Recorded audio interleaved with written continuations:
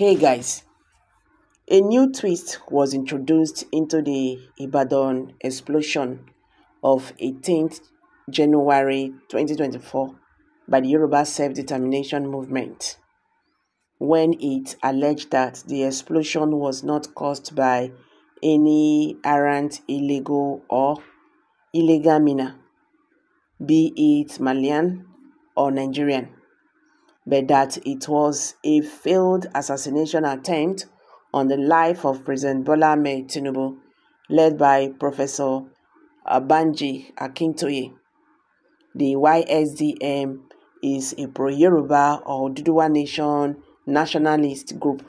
In an open letter to Governor Seyi Makinde of Oyo State, it commiserated with the governor and people of Oyo State over the gruesome incident, but also commented on what may have described as Makinde's hasty conclusion that mining explosive stored in a private home in a thickly populated residential area was the cause of the explosion that was directly responsible for the death of 7 people, with close of 100 others wounded and causing extensive damage to properties worth billions of naira. Said YSDM, one group of Yoruba patriotics has suggested that the explosion was caused by a big military-grade bomb, that the bomb seems to have been brought to Ibadan for use to wipe out a large number of leading Yoruba citizens gathered at a large celebration in the International Hall University of Ibadan, at which President Tinubu was scheduled to be present, and that when President Tinubu did not attend, the owners of the bomb took it back to an inappropriate storage in a living house in nearby Bodija Estate, where some sort of mishandling caused it to detonate. This allegation is weighty and could not have been lightly made by an organization of YSDM's status or pedigree, which is the foremost assemblage of Yoruba self-determination protagonists. Akintoye himself is a scholar of international repute and a leading figure in the Yoruba social-cultural political organization, Afina Ferry. It is instructive that neither Makinde nor the federal government has responded openly to the association allegation. The relevant agencies must still be investigating the matter. Could the allegation be true, or is it a just mere crying wolf? Hopefully, when the investigation is done with, the authorities will let us know for sure. This incident is not one that should be swept under the carpet, not in view of other circumstances surrounding it. Apart from the alleged threat on the president's life, remember it was on the same city of Ibadan that the masterminds of the July 1966 counter coup cornered and killed Nigeria's first military head of state, General JTU Agui Ranson, and his host, the Western Region Governor, Colonel Francis Adekunle. The events that followed led to a 30-month civil war. Can Nigeria afford another civil war? Before arriving at its conclusion that the Ibadan explosion was an assassination attempt on Tinubu's life, the YSDM laid the foundation as follows. Those among us who are knowledgeable about explosives say that this explosion is not consistent with an explosion caused by miners' store of dynamite. They say that a miner's dynamite can only be stored as packages in boxes and bags, and that a mishap with the content of the storage can only set up a series of explosions lasting for some minutes and cannot set up one mighty explosion that does all the terror and destruction that took place at Ibadan. Continuing, the YSDM told Makinde, it does not sound plausible, Your Excellency, that any master miner would store a large quantity of dynamite of his profession in his home or bedroom. Furthermore, and very importantly, what do our Oyo State government and people know about this miner who is said to be from Mali Republic, who does considerable mining on our land with a federal government license, who pays business taxes to the federal government only, and who, according to some of our people who have had contact with him before, desires no contact with the Oyo State government on the local government of his place of residence.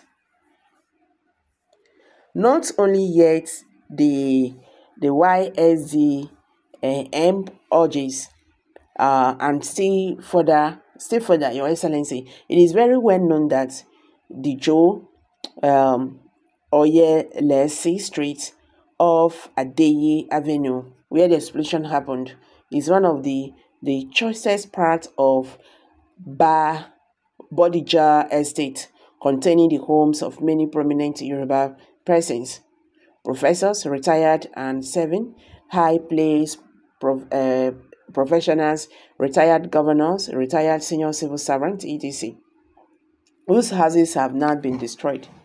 Does the importance of the Joe Oyelesi Street have anything to do with this explosion?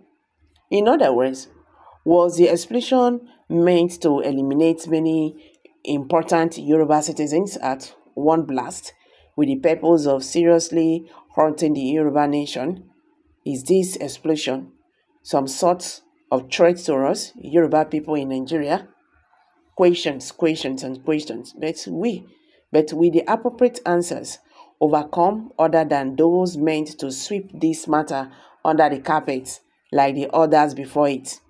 The reason being that the authorities themselves are complicit in the criminal activities taking place all over the place, where they are not criminally negligent. They are hands in gloves with the perpetrators of all sorts of criminal activities that hurt the people they are elected into office to serve, and whose interests they sworn on oath to protect and advocate.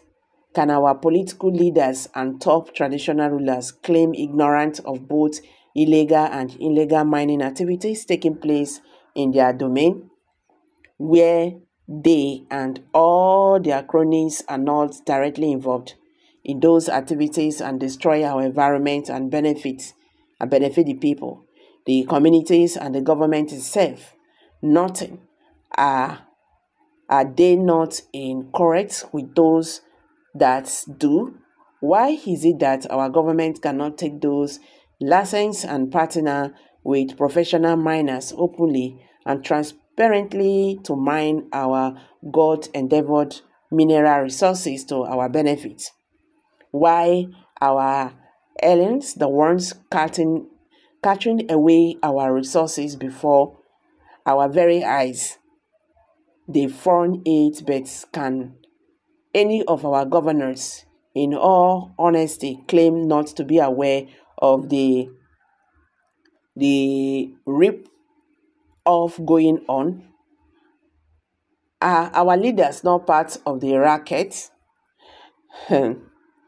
Nigerians, it keep on going on again. He said, now the danger in Miyetti declaration of war on all Nigerians who do not subscribe to their heinous ideology is that they gave only two options: either we succumb and become slaves to Miyetti, or we pick up the fight to defend ourselves, our territories, our liberties, our freedom.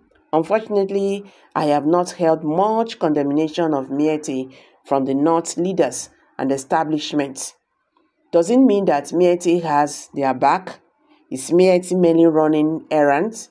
If the Fugdai North will not call it bad boys to order, then bad boys from other parts of the land will rise and confront them and their own leaders too. We will back them up. That appears to be the tone of a statement by the YSDM, denouncing what he described as the Fulani declare war on the Yoruba nation, relying off cross after cross of embarrassing killing of traditional rulers and others, and the kidnapping of school children in Yoruba land. The association vowed that the Yoruba would defend themselves. The die is cast before the virtues begin to stray. We must act fast. Oh God. I better drop out for you. Kindly share your thoughts below the comment section. Thank you.